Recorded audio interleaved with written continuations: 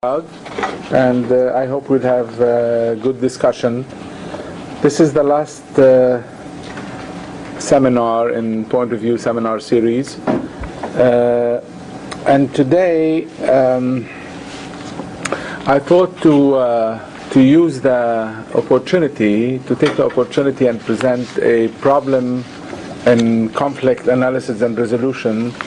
And we are fortunate to have with us Rich and Andrea to help start the discussion on what could be done in a conflict that I want to describe, and that's emerging as a very serious conflict in the Middle East, actually perhaps shifting the conflict between Israel and the Palestinians to the very core issue of the conflict between Israel and its Palestinian citizens. So I'll be focusing on that conflict between Israel and the Palestinian citizens. This is the group that remained in Israel when it was established in 1948, and tell you a little about it, how it's developing, what's the nature of the conflict now, which I define as a conflict over citizenship and democracy. And the main thing really here is to see what conflict resolution can do. What guidance can conflict resolution give us in such a conflict? I am personally involved in major efforts in dealing with it, and many people are, and many people feel that they don't know how to proceed. So therefore, the goal here is to present the problem and open the discussion about what could be done. Of course, people might disagree with me about that this is the problem, but I think by and large, I will present try to present the picture, taking a kind of a still picture of how it's seen by the two groups. So, and then you will see their own words of describing what they want. Therefore, I think there won't be much controversy over what the conflict is about. I would speak for 25 minutes or so, maximum 30 minutes, and then open the discussion, and then Andrea and Rich will speak for as long as they see fit, and then open the discussion. Okay, so we are talking then about the Israeli Jewish citizens and the Palestinian citizens inside Israel. Israel, then, we can say, has really two national groups. Israeli Jews and Palestinian Arabs. Now, the Israel, though,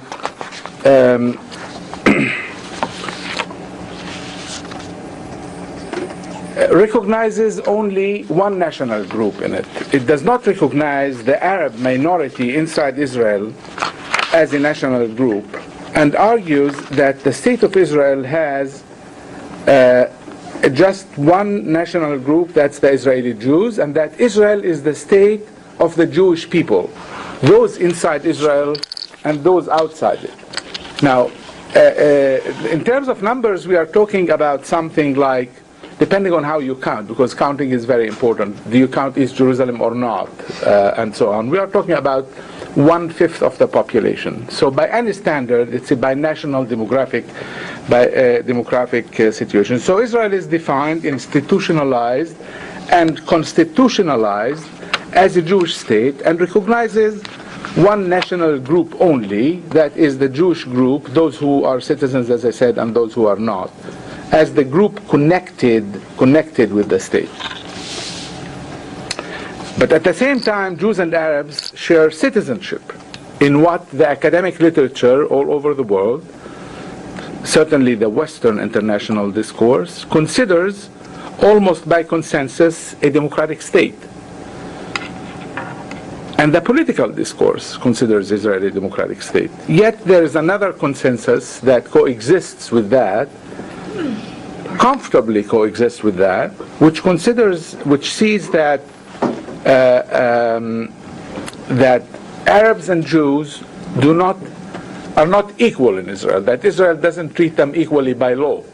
So it's very interesting. So the state is considered by consensus democratic, and the state by the same time is considered by consensus, certainly inside Israel, by the political discourse and the academic discourse, as not providing equality. So then there's the question, can the state be democratic and not provide equality, which is not a rhetorical question in this case, but I'll leave it for because this is really what the Arab citizens are arguing. How can you be democratic without providing equality? Now, in order to situate what the conflict is about between a minority and majority, one can look at different forms of minorities trying to reach equal citizenship in states that are involved in the process of nation building. Minorities have a number of strategies that they can use. Minorities are aware that a state in the process of nation building usually promotes and privileges the majority's history and the culture and language, and that it tends to disadvantage the minorities. And such disadvantage leads to their marginalization in major societal institutions, economic, political, and educational. So to counter that, minorities develop some strategies. And there are mainly 4 strategies that were mentioned in the literature. I'll just pass over them and tell you what is the strategy that we are talking about. Minorities use very rarely, the first one is a mass immigration into a neighboring, prosperous, friendly state dominated by their own co-ethnics, such as the ethnic Germans migrating from Kazakhstan to Germany. By immigrating, members of the minority group seek to change their disadvantageous position by joining a state with their own majority. Again, this is very, very rare. Except for that case, I don't know any other case in history. Some people talk about Jewish immigration from Russia to Israel, but that's totally different. The second is integration, in which the minority seeks to become an integral part of the majority culture with different degrees of differentiation that can be negotiated with the majority. And this option is mostly favored by immigrants to Western democracies, but not by homeland minorities who stay on their homeland. So it's really the immigrants, minorities who try to do that kind of integration. The third is isolation, and this is chosen in order to preserve a culture when a group, usually for religious or theological consideration, seeks to be isolated from contact with modern institutions. The Amish, the Hasidic Jews, would fall into that category. And the fourth and major category is seeking self-government and collective rights in order to nourish their culture and national identity. And this option is favored by national minorities, in particular in sub-state nations. Sub-state nations, these are nations which do not currently have a state, in which they are a majority, but which may have had such a state in the past, or which may have sought such a state, or a group that didn't have a state in the past, or they may have tried to get a state and they didn't. So, and this is really the major category for minorities in national minorities in state. This for example describes the Quebecois in Canada, the Basques in Spain, Flemish in Belgium, Kurds in Iraq, Scots in Britain, and so on. Now, this option can potentially provide some sort of equality, cultural equality and national equality, and what's known in the literature as ethno-cultural justice. The question becomes really how to provide that ethno-national justice. Now, in the case we are talking about, in the Palestinians in Israel, there's an additional problem that is really major, and that would make this conflict particularly hard, and that is the historical circumstances in which the national minority has been formed and the majority has been formed. So In the case of Israel and its Palestinian citizens, the state started as a settler colonialist project. Now, this is obviously is my description, and this can be, or my analysis, and that's certainly not accepted by everybody. This is not the part that I said comes from their own, from how they describe the conflict. Whether the state is a colonial project or not is a major controversial discussion, can be a major controversial issue within Israel. So to say that it started as a settler colonialist project is certainly a theoretical point of departure that's not accepted by everybody. But the settlers to that part of the world came certainly from outside the land, first from Europe. They claimed the homeland as exclusively by their mainstream ideology as their own, and in a long and violent settlement project managed to take it over from the indigenous inhabitants. So while the majority of the indigenous group were forced to leave or left under the duress of war or fear of massacres, a segment managed to remain as a minority, a homeland minority in the state that emerged. So almost by definition, we have here a settler colonialist project requires actively and forcibly repressing the homeland minority's identity and history and narrative and culture, because that narrative and culture challenges the very legitimacy and essence of the colonizer's national mission. In such circumstances, the option faced by a homeland minority entails more than merely asserting collective rights. This is the major point I'm trying to make here in this point. More than asserting the collective rights and striving to establish self-government, such as autonomy. It's likely that the national group in that case will seek some sort of national building in which self-government can be a major constitutional political claim. But in addition, they will seek to revive the national culture, because that's part of the process of nation building, right? So they will seek to revive the national culture that provides the bedrock upon which the homeland group will attempt nation building, and then they will revive and revitalize the group's denied history. Now, this is broadly that denied history, and directly conflicts with the culture of the majority group, whose very claim to moral legitimacy to establish the state is founded upon denying the validity and legitimacy of the homeland group's historical claims, right? And attachment to the homeland. So this is really the essence of what's happening. If that minority is to say, listen, this is homeland, this is our homeland, it was taken from us, and this by a group who came from overseas and established their homeland here and so on, and then try to revive that kind of history and narrative and so on, that delegitimizes the essence of the mission of establishing the Jewish state. So I think that in that particular regard, Israel might be a unique case in history, in the sense that it's a product of a historical and in many ways ongoing colonization enterprise, but also in which the colony, this is the uniqueness, the colony became the homeland of the group. There's no other place, you see, there's no homeland for the colonizers.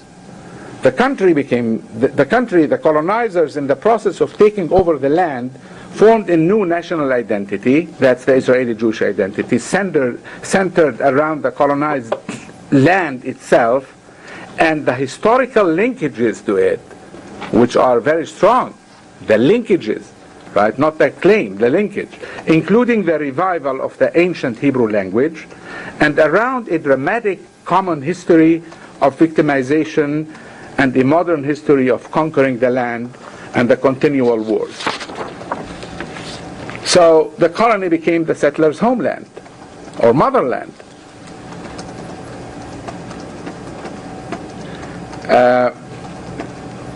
In that process, a new nation was created, and because of the different, because of the ideology of creating that new nation, and Israel as the state of that new nation exclusively, and having the Palestinians there as citizens in a state, as you will see, the founding document of Israel defining as both Jewish and a state that will provide citizenship to the citizens.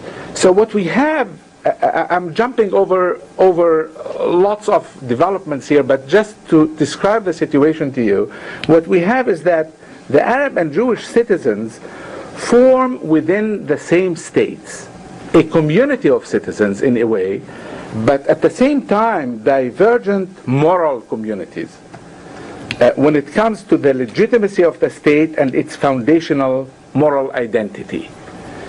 So all political theorists would tell us that if states are to function as bounded ethical communities, then people must not only agree on the principles which govern their community, but must also agree that they in fact form a single ethical community which belongs together and should govern together. This is not what we have. They must believe that they belong to the same community. They must perceive each other as one of us. But the moral consensus that formed the foundation of the Jewish state, as articulated throughout its history and as adopted by consensus by its Jewish majority, has been that Israel is the state of the Jewish people. Arabs drastically diverge from this moral community and share by consensus a different moral consensus, and that is the moral consensus that they share, that they are developing, that I'll show you, is that equality for all citizens in a state for all its citizens. This is the moral motto of a community, a state for all its citizens in which the citizens are equal. Now the Arab minority considers the majority's moral consensus that it's a Jewish state exclusively immoral, because it violates principles of equality and inclusion. And the majority considers the minority's moral consensus extremist and subversive of the very identity of the state. A state for all its citizens, it's argued by the majority. And when I say by the majority, it's really by the majority. I mean, it's by the mainstream, by all Zionist parties, with no exception almost. That a state for all its citizens is inconsistent with Zionism's moral, with the historical mission of establishing a Jewish state in Palestine, and as such, it's constitutionally unacceptable. Furthermore, it's considered as a strategic threat to Israel's existence. And again, this is a language that has been used by in a government meeting in Israel in the last year. So this condition of we have a condition of what can be called moral antagonism between the two groups. And it can best be represented in the attitude towards Zionism. As the state ideology, the vast majority of Israeli Jewish citizens consider Zionism as the national movement of the Jewish people and the ideological force behind, quote-unquote, liberating Palestine from, quote-unquote, foreign occupation and establishing in it the Jewish state. They consider themselves as Zionists, use the term with pride, and see the few anti-Zionists in the community as deserting the national cause. The vast majority of Palestinian Arab citizens, according to my own research, survey research that was done once and again, and other people, and other sociologists and others in Israel, Arabs consider Zionism as a racist ideology. So this moral antagonism extends to issues at the core of Israel's national existence. One issue at the core of Israel's national existence is the law of return. That is the right that gives the right to every single Jew all over the world to become an automatic citizen of Israel. Now, again, it's a rockbed of Israel's existence. It's considered racist by the Arabs, by the Arab citizens. The Palestinian right of return, which Israelis reject and accepted by most Arabs, according again to survey research, and so on. I can go on and on about the major defining concepts that in which the two communities are so divergent. There's hardly an overlap on major. So having this being the case as is, we have really two different ethical communities, two different moral communities. Now, what happened over the last few years is that the Israeli majority and the Israeli state, for a number of reasons, since this political platform or plan was advanced by Arab intellectuals, one of them being the most prominent, who is not now, anyway, different story, is not now in the country anymore. I'm sorry? Right.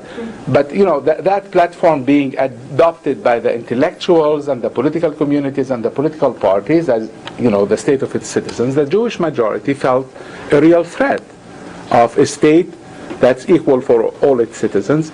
And in my analysis, there has been, in the last few years, 20 to 30 years, or 10 to 15 years, I think 20 years, Israel has started a project, and I use the term project not like, people convened and started to develop a plan and, started to develop.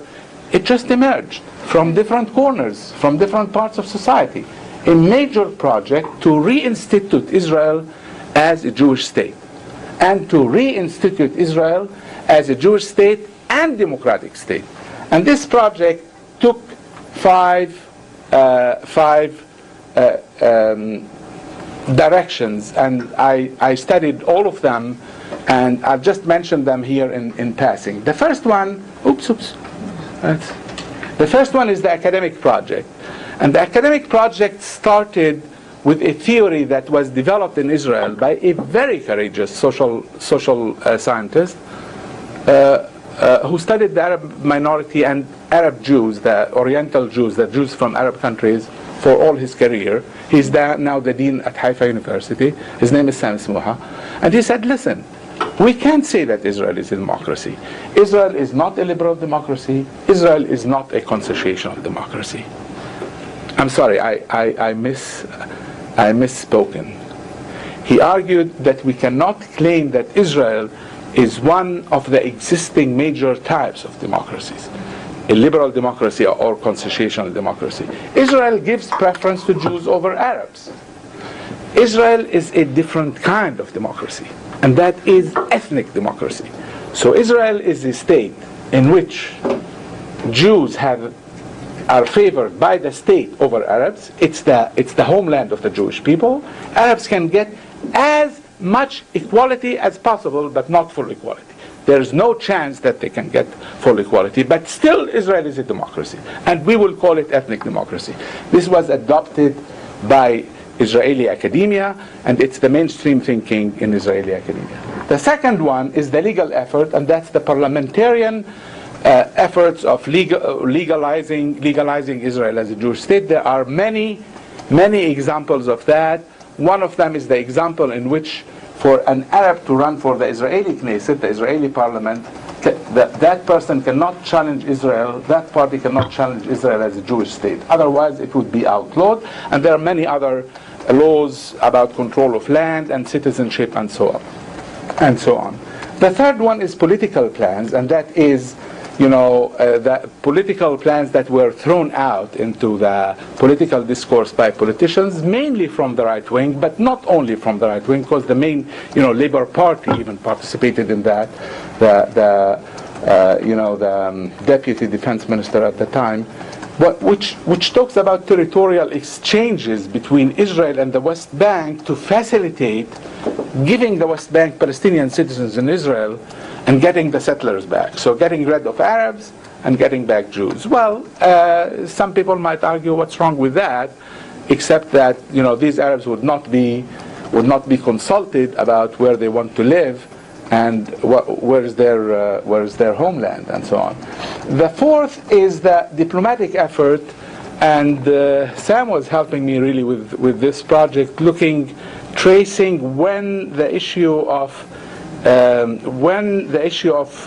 demand of Israel to be recognized as a Jewish state in the negotiation with the Palestinians became major issue. It's becoming an issue in the international discourse, certainly in the American discourse about peace in the Middle East. 2 states, 1 Jewish and 1 Palestinian. And the last one is the constitutional efforts in which both the Israeli Knesset, but mainly NGOs, Jewish NGOs, started a number of projects to define what is Israel to look like. And this is the one that I wanted to review with you, and I have something like five minutes. Now, at the same time that Israelis, major intellectual powers, the intellectual community in Israel was involved in some of these efforts, the last one being an effort by an institution in Israel called Israel's Democracy Institute.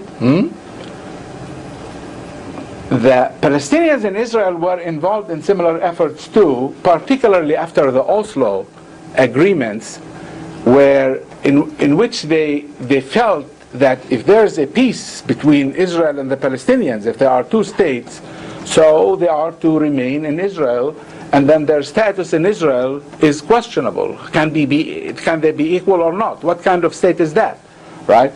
So what I wanted to do here is I'll summarize to you the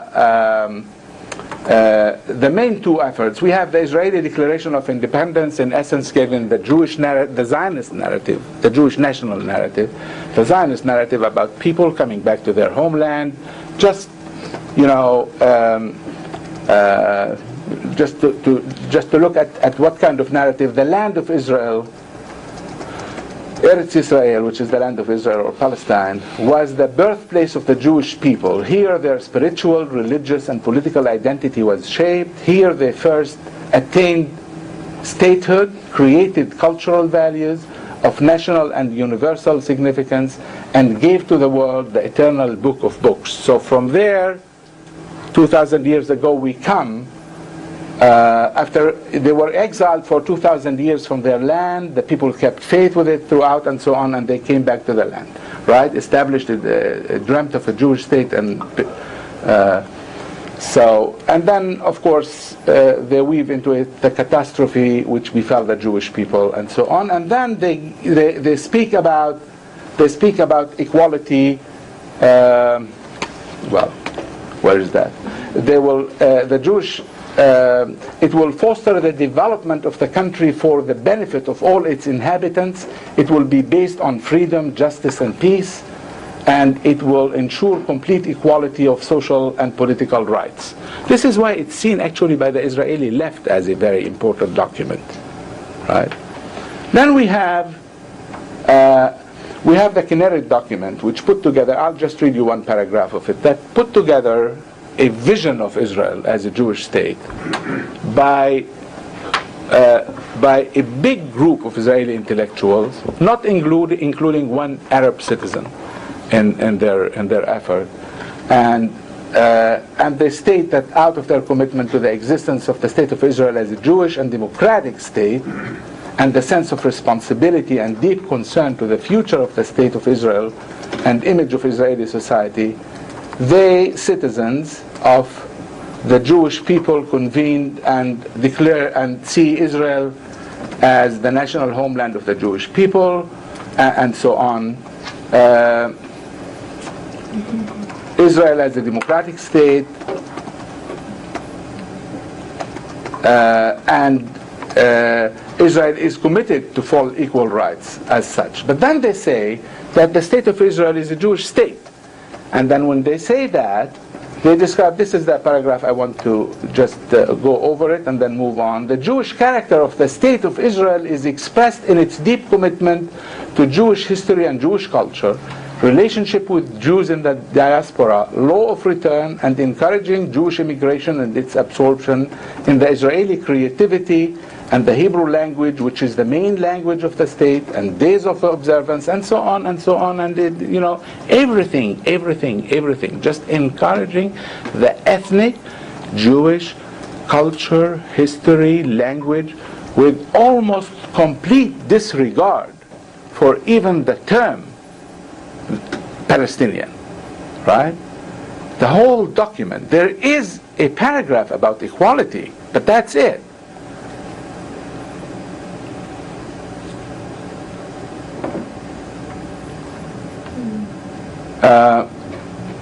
Now, we come to the major effort of constitution by consensus. Again, that was done according to the best principles of deliberative democracy, involving almost who is who in the academic, intellectual, legal, constitutional, social elites in the country, and trying to involve some Arabs. But I have a whole chapter on that, on how trying to involve some Arabs and telling them, listen, but we don't want to talk about history. Arabs did not participate. So if you don't want to talk about history, what do you want us to talk about? So they ended up again with Israel is a Jewish and democratic state. Israel will treat all of its citizens equally. So there is that commitment. But look at the same page. That's number one. Number two, I forgot what number two was about. But number three, the flag, symbol, and anthem. They are all Jewish symbols. The flag of Israel, the anthem of Israel, Hatikva is the hope of the Jewish people coming back to their own homeland, and the menorah. And then the language, the Hebrew language is the language of the state, the Sabbath of and Hebrew calendar, and so on. It goes on, and law of return. And then when it comes to Arabs, minorities, they use language that has been discarded even in the country. Like the state of Israel would guarantee the status of the Arab Jews and other minorities. They don't use the term Palestinian. They see them as minorities. It's better than seeing them as Christian, Muslim minorities. But anyway, it's degrading.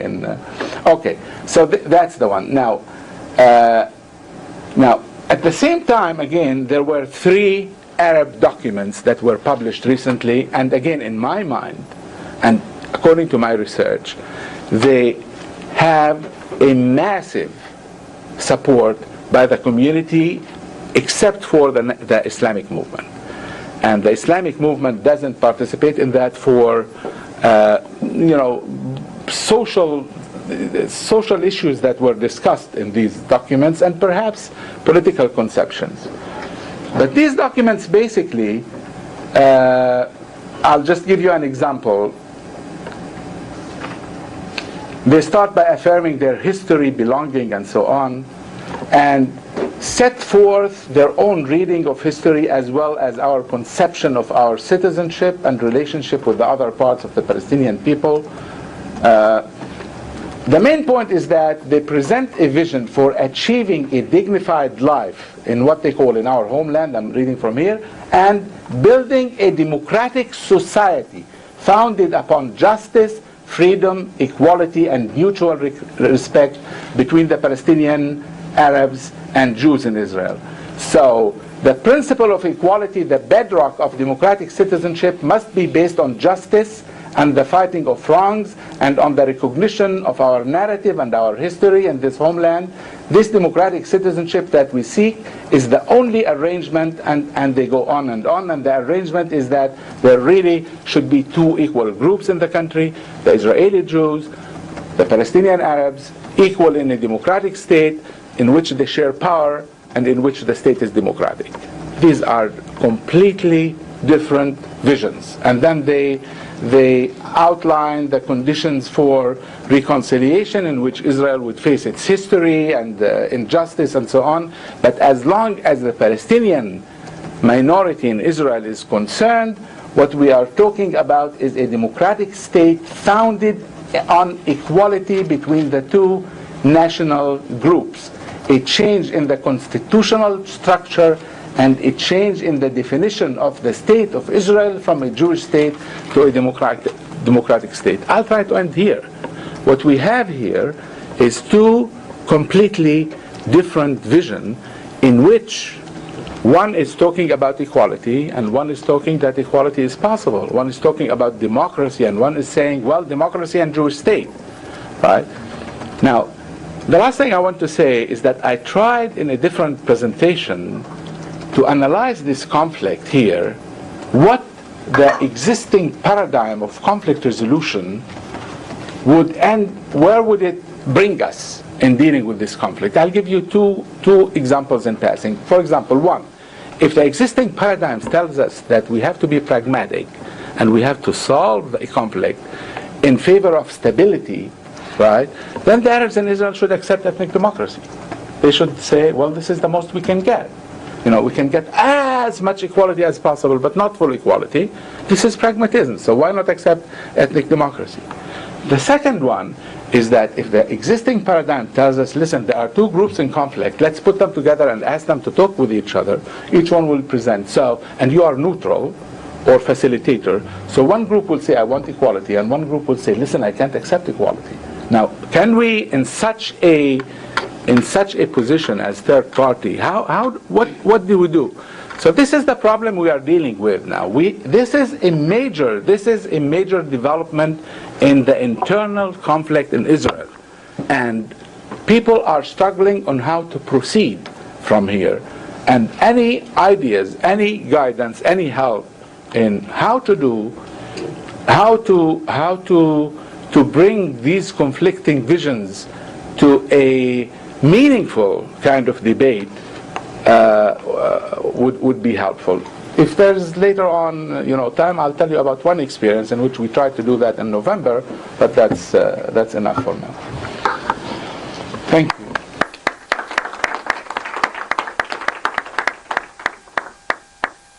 Do you want me to respond, or do you want Rich to start? No, you start. What you thought that you might be. Thank you. Fascinating presentation. It's a little daunting on me to speak. In my long career, I spoke very often about conflict, but never about Israel and never about Palestine. So this is a first for me, and I hope that you will understand my hesitancy. There are many people who are speaking much more competently about Israel and Palestine, and I accepted the invitation of Nadim just as a colleague in a way because of the title that he suggested, and I felt very strongly in a way that it would be good for us to actually deconstruct the idea of guidance. The idea that conflict resolution could guide a process of this magnitude is a little bit difficult for me to see, to conceptualize. I think that conflict resolution can provide, I believe, if I understand conflict resolution correctly, something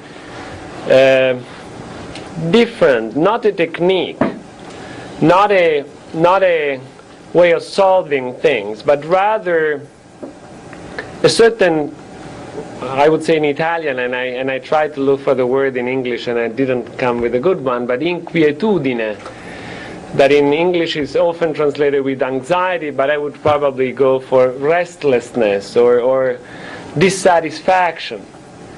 I think that the little I understood of Burton when he was looking at conflict is to say, look, conflict is telling us something very important about people. If you are in a conflict, you are in a human situation that is extraordinarily demanding. And the way you are going to go in addressing these extraordinary conditions, it needs to be very proper. So I think that rather than looking at conflict resolution as a guide, it's good for us to look at conflict resolution as a constant reminder that the solution is not there yet. As an acknowledgement that the tension, the contradictions, the complexity of the conflict is actually not resolved yet, that the status quo is not good enough.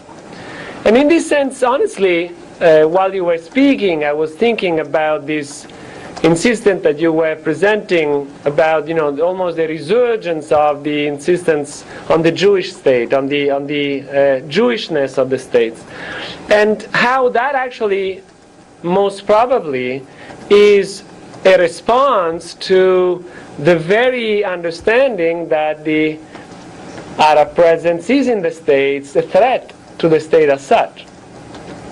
And therefore that the insistence on the Jewish state is actually a realization that the demographic goes in a certain way, and that the political concern is actually reasonably moving Israel in the direction of protecting what is there. I'm not saying that it's good or bad, I'm just saying that it makes perfect sense if you want to preserve a political project to recognize the threats as they are. And so you share with us how a project that in theory is perceived as being very inclusive and welcoming as a state for everyone based on citizenship and equality is actually perceived as a threat for a project that is very clearly based on other values and other principles. So my question here is to say, what could a conflict resolution provide? I would say that cultivating this restlessness, cultivating this dissatisfaction, cultivating the clear perception that there is something inadequate, it's an important piece. But at the same time, there is also another observation that I would like to make, is that political project used to be perceived as fundamentally given. You were born in a country, the country was what you got, and there was a sense of stability that would come from the very state that you were born into. But the reality is that we live in a world in which political experiment, especially when it comes to states, is extraordinarily fluid. The countries that founded the UN were much less than the ones that are now represented at the UN, and the states that can claim any sort of homogeneity among themselves, where you have one ethnic group, one religious, one language, are non-existent. So we are in the middle of a universal political experiment. Israel is doing his. Spain is certainly doing his. I'm very close to Spain and the Basque claims and so on. And it's a fascinating case in which you do have very similar and very different claims of identity, territorial control, cultural rights, political representation problems.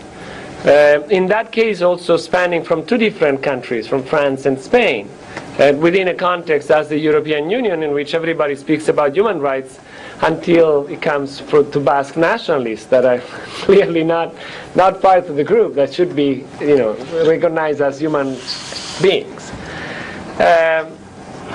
So the reason I'm saying this is that you may not be alone. Or better, what you are trying to address in this restlessness, in this inquietude, in this not acceptance of the status quo, actually resonates very profoundly in many other places of the world, where political representation is far from being properly handled.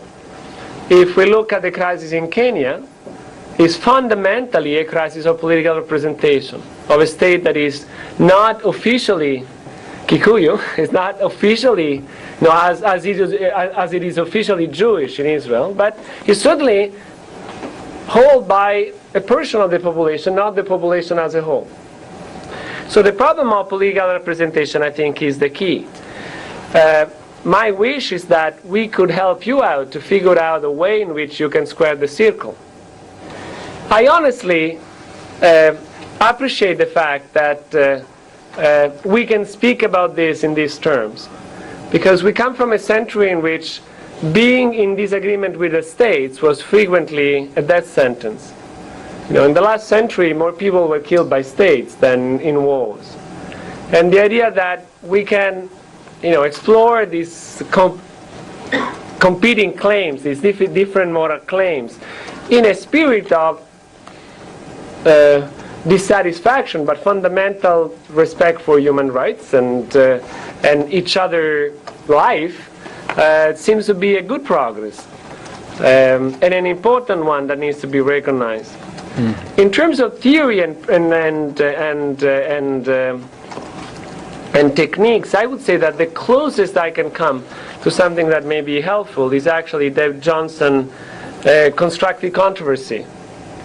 The work that he has done, taking Morton Deutsch's approach on constructive conflict and fundamentally saying we need more conflict, we need more ways in which in groups you don't necessarily bring them together alone, but actually allow the contradiction to emerge as such. And until the contradiction is safely expressed, I would say that there is a contribution in exploring ways in which the future is explored. I think that the project is very bold, because it's very clear that the hope there is not to just accept a pragmatic status quo, but rather hope for a political process in which everybody will be satisfactorily represented. I do not know if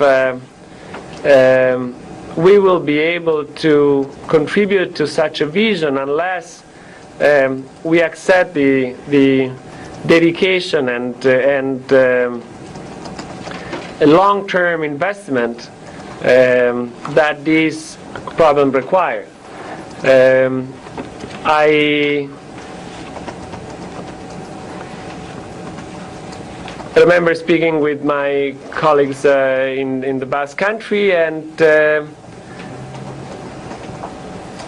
if you are resisting something, often the time span is very different. It's at the same time very urgent, you need to do it now, and at the same time very capable of long-term visions. And I do hope that conflict resolution will provide at least a safe space in which this exploration can take place. Thank you. Okay, thank you. Well, you've given us a lot to think about, and so I just make a few comments, brief comments. One, first, I think that you're entirely right, in a sense, to prioritize conflict resolution over democracy, or to make the point, if I can draw this out of what you said, that democracy will work only if only if there's a moral community within which it can work. The United States authorities, among other people, consistently have made the mistake, whether they care that they made it or not is another question. I don't think they care very much, but as in Iraq, of thinking that if only they can get a constitution, and if only they can have elections and so forth, if only they can have democratic processes, that will solve the problems of the country, not realizing things really go the other way around. First, you resolve conflicts, fundamental conflicts between groups within a state, then democracy has a chance to work. And it's been pointed out that in the United States, for example, those conflicts were largely resolved among the whites by getting rid of the Indians and enslaving the blacks, and having enough property and having it well enough spread around so that there was not a large ultra-poor class of ultra-poor people either. So they could then, Hannah Arendt made this point, they could, in her book on revolution, so that they could then go on and practice democracy, because what Arendt called the problems of poverty, the basic problems of poverty and ethnicity didn't exist. They had been, Yeah. Second comment is, I, in a sense, wish that you would give both communities involved in this conflict more credit than you do. In the sense that the Israeli Palestinians, although they must have been tempted to join all sorts of movements, start throwing bombs or strapping on suicide belts or whatever, have not done it, and are still struggling for justice, trying to keep their heads on straight, and that the Israelis, who you describe a situation in which what you call very tellingly the homeland minority was created on the basis of a situation in which there's in some ways kind of unique conflict with the settler majority. But you don't mention that the homeland minority shares a nationality, although this is, I guess, also up for consideration and debate, what it means, shares a nationality with other Palestinians who are at war with the majority, and shares, in many cases, religion with other states that are at war with that Jewish majority. So you could say, if you wanted to, give the Jews credit, that I don't know what the Americans would do if at the time of 9/11 there were a large Muslim state on the border with which we had hostile relations. Multiple borders. I think we would have, they would have been deported or worse. All right, so to some extent, both sides, despite the problems and despite the prevailing injustice that I think you correctly describe as emanating from the Israeli side, both states have not gone as crazy as they might. From a conflict resolution point of view, what your presentation raises, the question that it raises for me is, to what extent are these abstractions, which have been reified and which have become casus belli, like the Jewish state, to what extent are these abstractions reframable or even dissolvable in a way which would permit the parties to get what they need without remaining, without the majority being an oppressor or considering the minority a threat? I mean, we are, in conflict resolution, we are used to asking what do the claims of nationality mean? Even in the case of the Palestinian state, if the Palestinian state comes into existence, one question will be, what kind of a state will that be? Will it have an army? Will it have its choice? Will that army have its choice of weapons and so forth? And you can answer, well, not if the Israelis can help it. And yet, will it be a Bantustan economically? Will it, and so forth. We don't know the answers to these questions, but we know that within the framework of a state, there are lots of possibilities. What possibilities lie within the framework of that phrase, the Jewish state? Does the Jewish state mean that the army has to be Jewish, which it is now? Although there are some Muslims and Christians in it. Does it mean, clearly, if we're just talking about symbols of nationality, there are ways of dealing with symbolic conflicts, right? Which day the Sabbath should be on, or whatever. As soon as I raise that question, of course, what immediately comes to mind is that these symbols are much more important to some Jews and some Zionists than others. I had, when I was in Israel, I had the ultra-Orthodox throwing stones at me because I was driving on the Sabbath. Does the Jewish state mean that the right of return for Jews and no right of return for Palestinians? It seems to me that the discussion that's taking place around the right of return for Palestinians is actually undermining the whole concept of a right of return to Jews. People are proposing reasonably that all sorts of creative solutions to the Palestinian right of return problem. Say, well, these folks can't come back and get their same houses back without throwing out half the population of Israel. So maybe they'll have to get compensation instead, or some of them will come back, or they'll come back to Palestine but not to Israel. They'll come back to certain parts to Israel and not to other parts of Israel. Well, if the Palestinian right of return can be treated like that, in theory, the Jewish right of return can be treated like that. That is to say, the idea that Israel is going to be a haven for every Jew in the world who wants to go there, which I consider personally ridiculous, is and right, in which most Jews in the world are really not interested in. They don't need it, right? In theory, what I'm trying to get at, so I'm trying to make myself clear. In theory,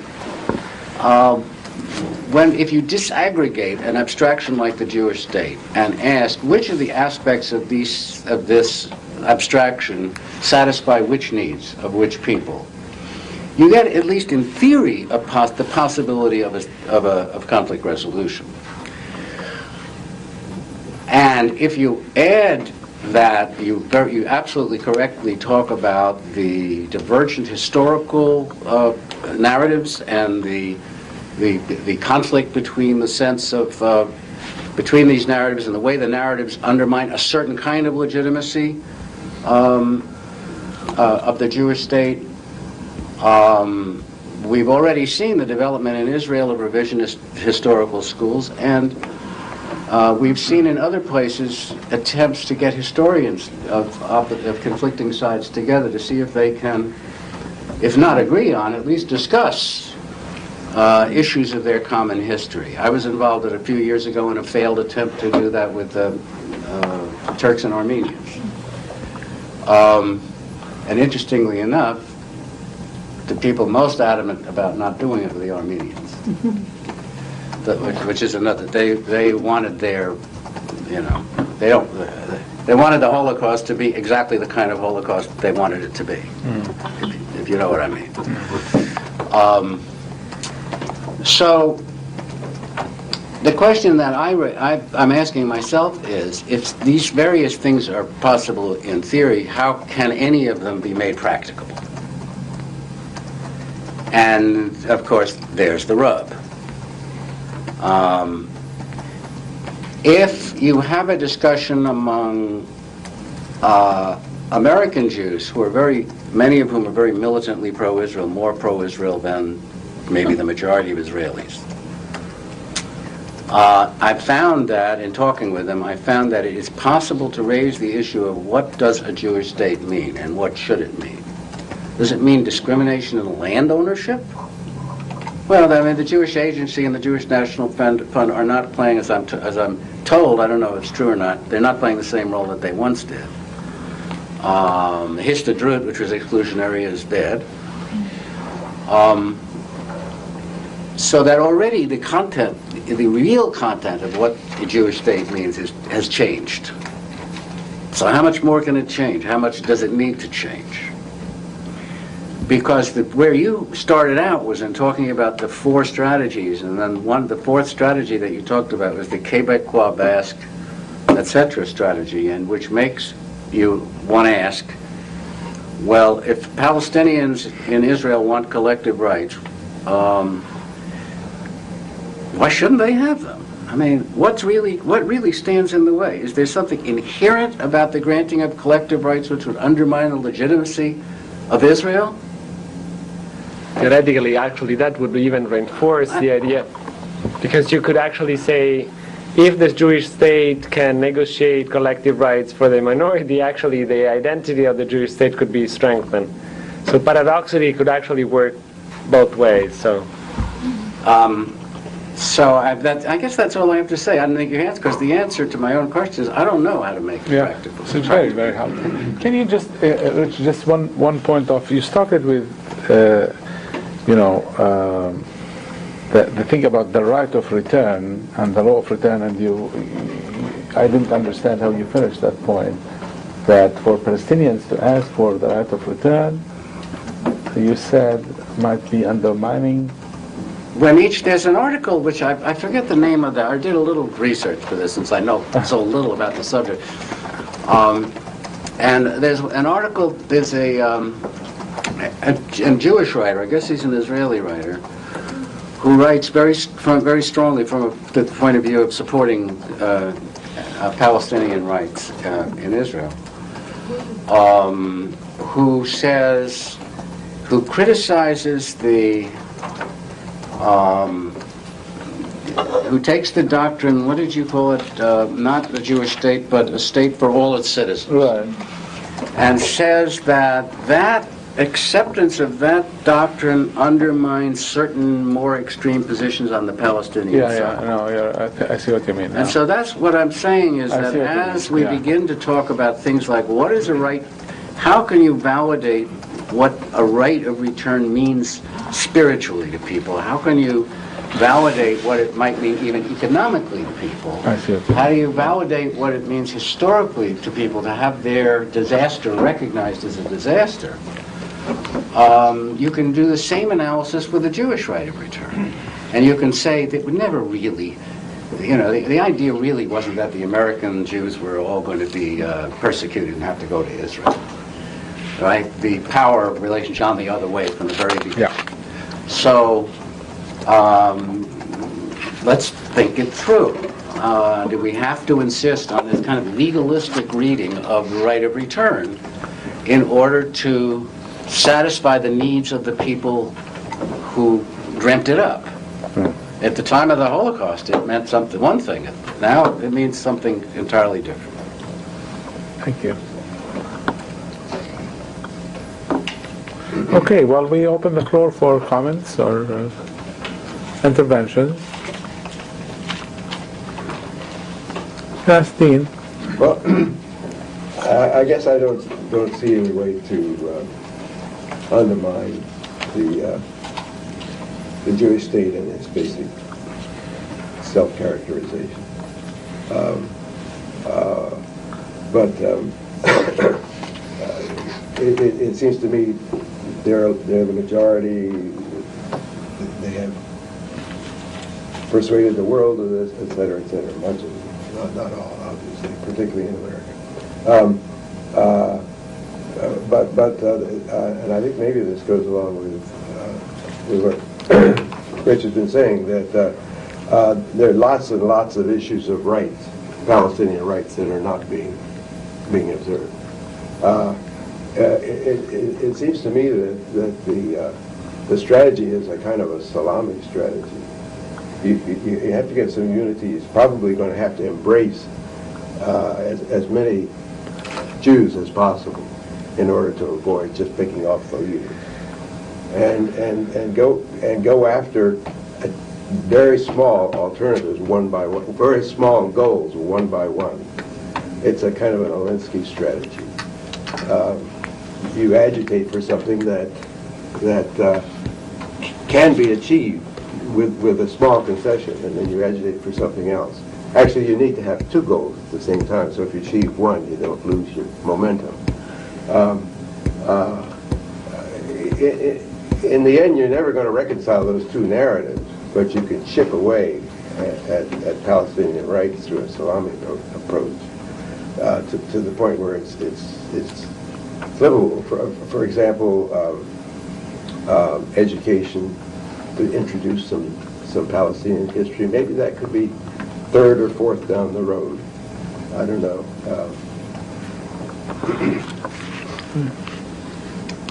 I don't think, by the way, there's any such thing as irreconcilable narrative. It's going to be my comment. Okay, so Sarah. I don't think there are any. I mean, there can be differences over the facts. Yeah. And in that sense, you can have irreconcilability. I mean, if you really think that all of the Palestinians left Israel in 1948 because they wanted, they wanted to, or they were trying to get out of the way or something, then we'll have to have an argument about that. But the competing narratives, insofar as, well, that's Sarah, I'm interrupting Sarah. Sarah, and she had this same. Well, I mean, I was just going Similar to idea. come along behind you and say I don't think there's any such thing as irreconcilable. What happens is that the narratives that are competing, and that's actually competing is actually a misnomer because there is a dominant narrative and there's a counter narrative, and they're competing in the sense that they are canceling the legitimacy of either one. So there's a symmetry in the way in which each cancels the legitimacy of the other, the moral grounds, but they're not really competing because one is more hegemonic than the other, and the other gets either sidelined or some way marginalized. But it seems to me that the real issue is the legitimacy of even some portions. To go back to, that I wouldn't call it a narrative salami approach, but it kind of is that there are aspects, and again, nobody is going to say that the Palestinians just picked up and left. There are these events that can be restored, and so there are critical elements that could be integrated of, for instance, the Palestinian narrative in the Israeli side. I'm absolutely convinced of that. I'm absolutely convinced. Now, the question that I have for myself is, who does the integration? Because that is not something that a group will simply open themselves to. So it comes up to me who is the party that hosts the conversation or participates in the elaboration of that. And I want to go back to something Rich was saying, because I think that at one level it may not matter, the irreconcilability of this. I'm not sure that these are competing or counter hegemonic narratives or whatever. It may not matter. If, in fact, consociational democracy doesn't work, and I want to go back to Andrea's thing, this is an approach to democracy that is failing all over the world. And it fails in different ways, in different contexts, but it's failing. And people really don't know, how to go about this. I just came back from Amsterdam. They've got a huge Muslim population there that is incredibly marginalized. They have sort of vote, one man, one vote, or one person, one vote. They can vote, but it doesn't mean crap because they've got no access to the schools, no access to the money. They can't buy houses. They can't fully participate. So that the rights formulation that people are struggling for, it fits the assumptions that go along with a consociational democracy. And once that breaks down, then you're doing more of what Dean is suggesting, which is you're working issue by issue in local communities around specific needs with particular people. And then you don't need the abstraction of who's equal to who so much as because the real issues are being negotiated. And I don't know that your talk didn't really talk to what are the particular issues, and I guess I'd be interested in knowing that. Not just what the overall historical narrative is of the Israeli-Palestinians, but what do they specifically want? Who? The Israeli-Palestinians. What would they be, neighborhood by neighborhood? What kinds of things would they be wanting?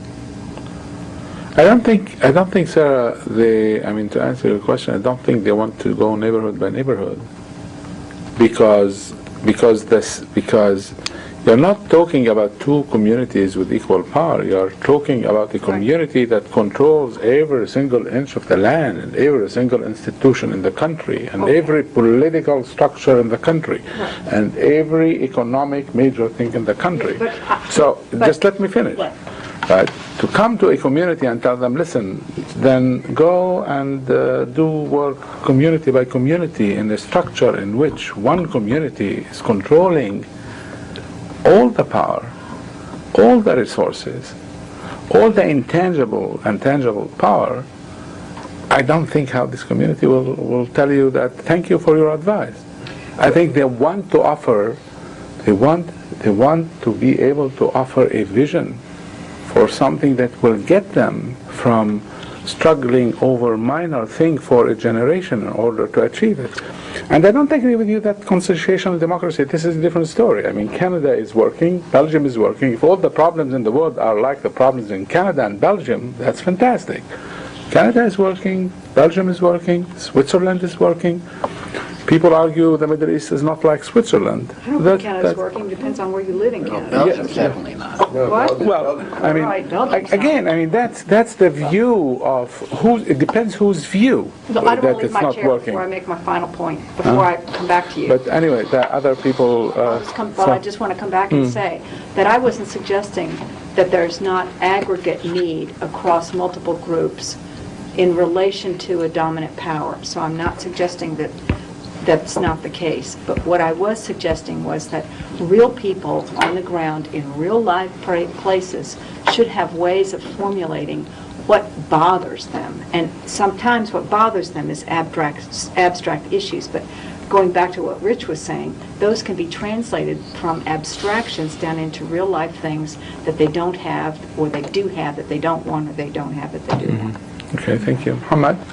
Well, just picking up from where Sarah started, I think it's a good point to start from, and I think that's a crisis within the Palestinian community in Israel, that it's only recently that they have begun formulating not only their overall vision through these three declarations, but also began the debate, do they want autonomy, and how does the autonomy look like? Do they want a state for all its citizens, and how would that look like? Until now, there is no detailed master plans for any of these options. Therefore, you go to the person on the ground, and people don't know to some extent how to articulate precisely that issue. What do you really want, and how would it look like? You don't want a Jewish state.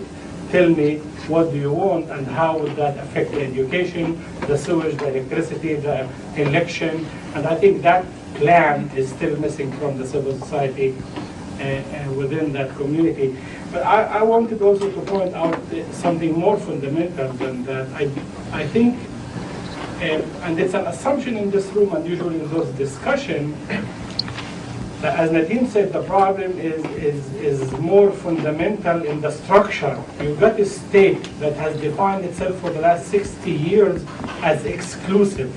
You step in Ben Gurion Airport, and as a Palestinian, the first message you get, even if you're not flying with El Al, this is not for you. You're flying into a foreign country, although you hold an Israeli passport. And that's, I think, the fundamental part. Neither the Jewish state have acknowledged that the Arabs who live there have equal rights to the land, to the history of the land, to the ownership of the land and the state. And also, the Arabs themselves did not yet reach the point to accept that Jews who live there, let alone the one who's outside, have the same equal right to land. Arabs are not there, and Jews are not there. And I think as long as the two communities are not willing to accept, to recognize that historical ownership, then we're talking pragmatism.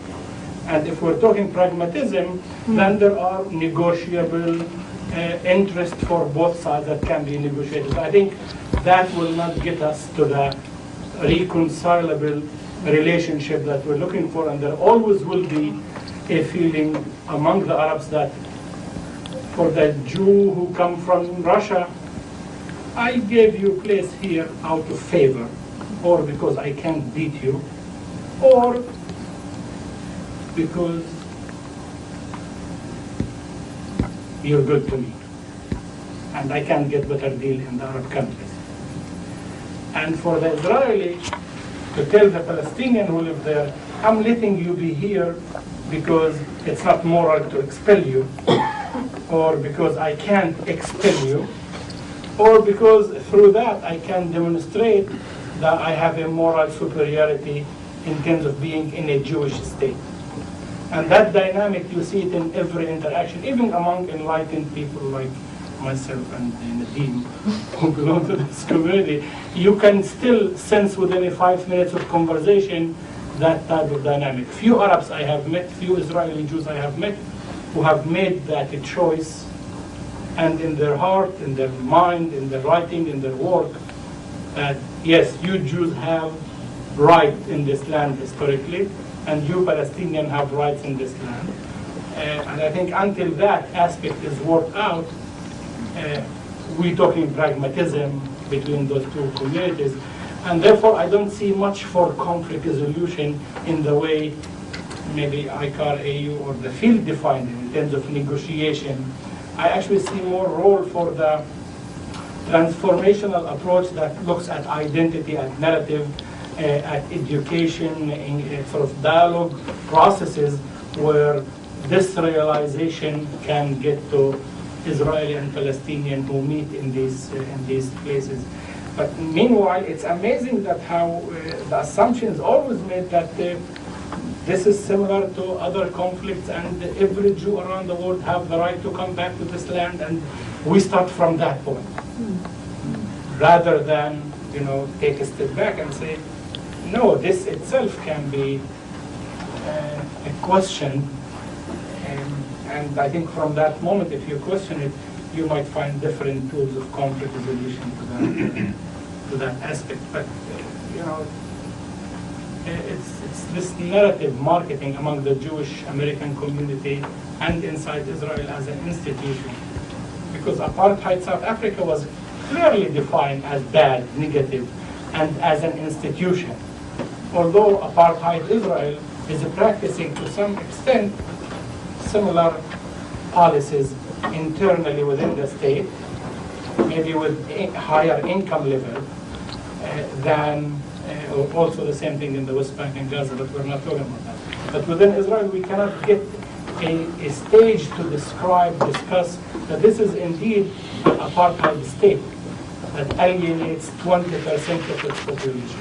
Maybe one more point about the Russian Jews. Today, really, it's very hard to talk about Israel without saying that today you have 20% Russian Jews who just make 1.2 million, and 20% Arabs. And the remaining, there's also about 25% ultra-Orthodox Jews, who, as Rich says, they have a problem with the whole system, with everybody.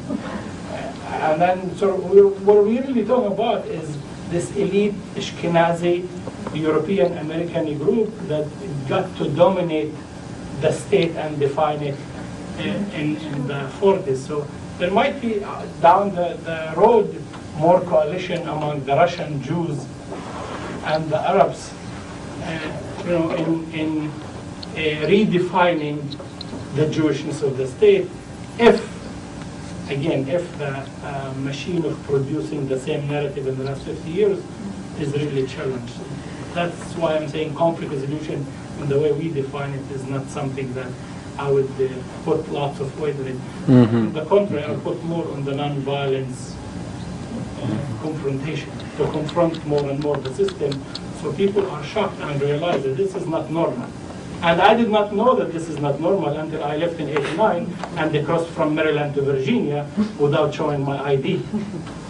And then I realized, oh, this is the normal, rather than being raised in a system that is very normal if you're an Arab to be suspected. And I think that needs to be shocked. Okay, thank you. Any other comments? I have just a few more minutes for other comments. Okay. Yes, Dina. Students are being Clearly, occupied. you need some Palestinian power. You have to have some base of power. But in that setting, it seems to me it's got to be pretty non-threatening, because they have the history of just simply exiling people and so on. Yeah. So I don't see any solution other than a non-violent effort to chip away at the restrictions. Okay. And eventually, perhaps at the narrative, that would be the long-term goal. Okay, let's see if I want to take 1.5 minutes to tell you what I want to do, and see if it just leave you with the sense of what I want to do. But any other comments would be really appreciated. Just to, as Rich said, the students are being quiet. Any input and faculty? Just a small comment. Just thinking about the places that you look to see where the vision is being generated. And I'm wondering Where the vision is how being the generated. political, Right. the legal, and I'm wondering about the relationship between those entities and the construction of the vision. In other words, visions have a history behind them. You know, the production of vision has a history behind it. And a piece of the history might be the kind of anxiety that Andrea was talking about. You know, we hear over and over demographic anxiety. But is there another story behind the production of this particular vision over the last 10 to 15 years?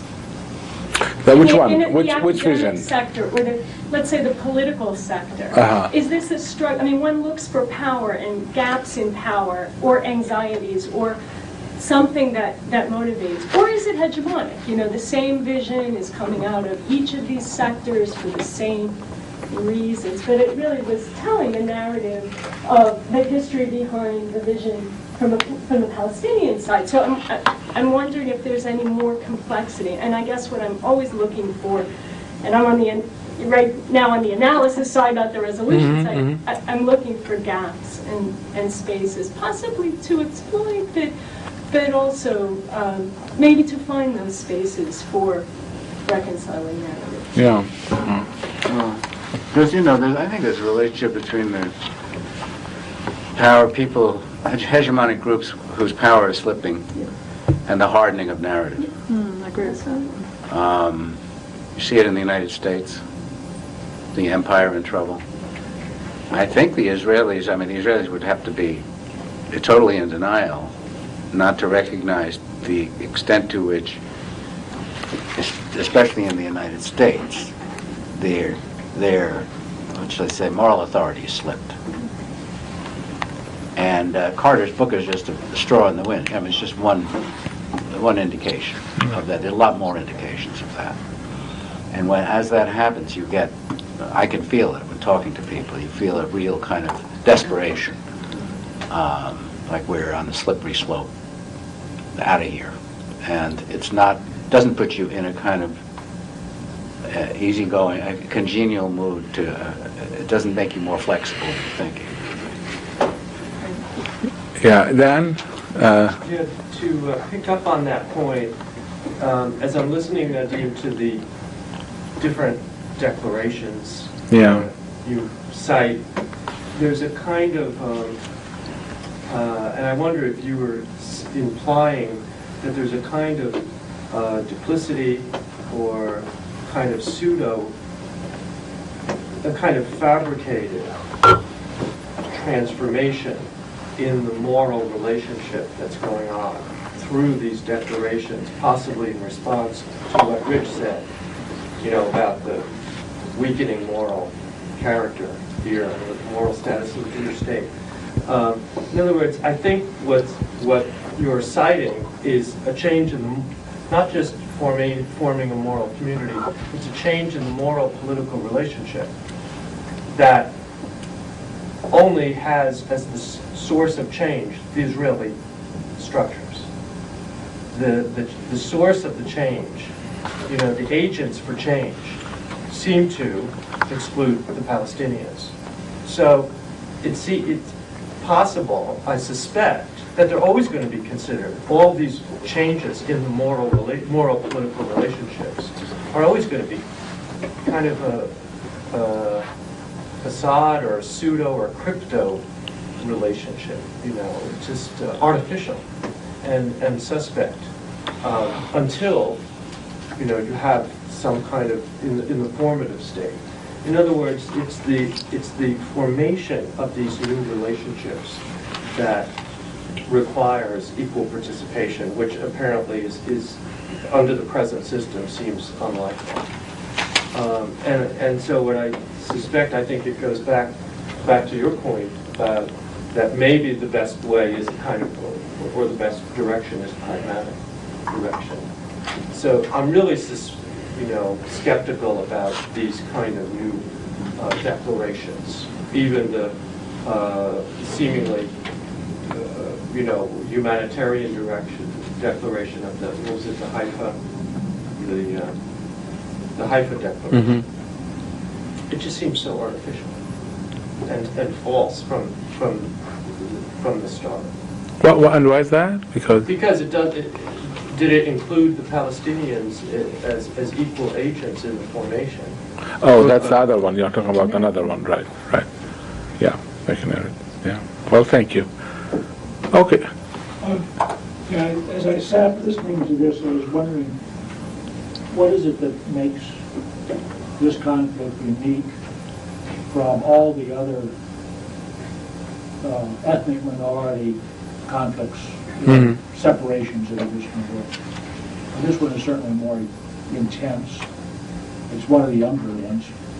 It's only 60 years old, or in one sense, it's 2,000 years old in another sense. At a nation-state level, it's 60 years old. And perhaps the thing that makes it really unique is that it's not simply an internal conflict. It's the fact, as Rich referred, that the state is at war with all its neighbors. And there aren't any other, I can't think of any other situations in which this is really the case.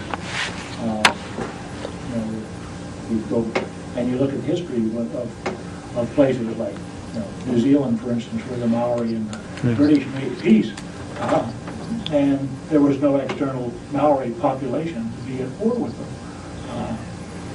So they're all, and maybe that is a poor example, but it's also true of any other places, many other places. So I really wonder whether there is any resolution of the internal conflict as long as the external conflict is few. Yeah. Because the internal threat